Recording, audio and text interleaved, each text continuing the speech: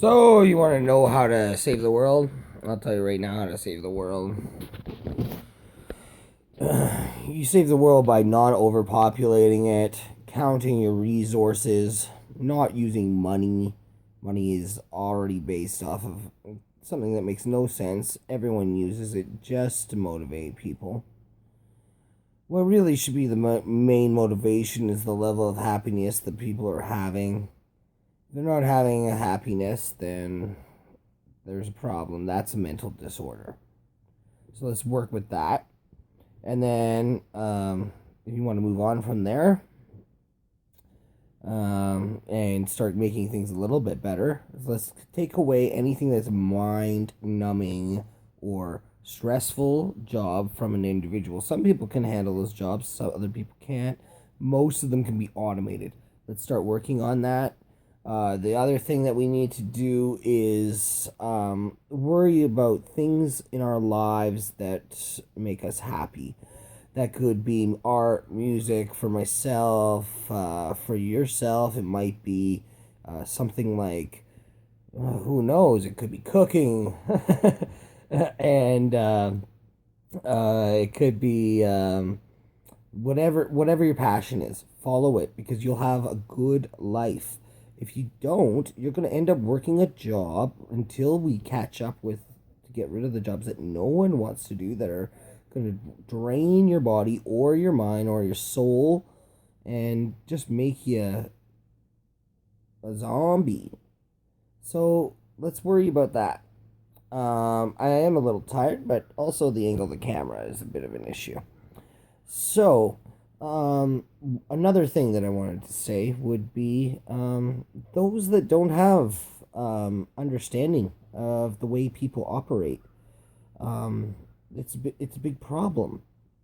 Um, One of the big challenges I've had as being very smart is connecting dots that sometimes don't be there. Because the only way you get smarter or create new knowledge is by connecting to an inspiration of your something that inspires you, and then testing things. That's the scientific method. Is you have to test things. And some people seem to think that is wrong. If somebody's going to leave and drive not sober, somebody should stop them by any means necessary. If somebody's going to abuse their parents and try and say that they need things that they don't need, this is broken, that's broken, I need money, and bitch and complain, that's elder abuse. And I know one, KK, you probably have seen her posts about me. So we can talk about that. If somebody's not willing to talk through a problem, then they're going to have to suffer. And that's usually the way it is. You either suffer one way or another. That's life. C'est la vie. That is life. Um, that will happen to you anytime that you don't deal with your issues correctly.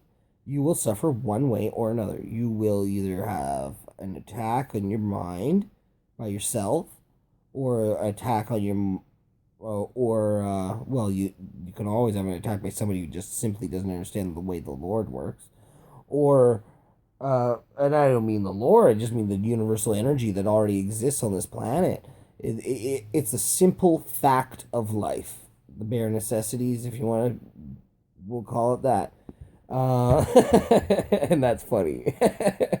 But, try your best in this life. Um, that that's the biggest thing. Try to be gentle with yourself if you make a mistake.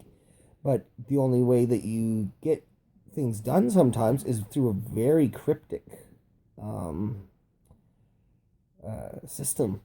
And the more cryptic it is, the better. Um, Sometimes. Depends. Never say always, right?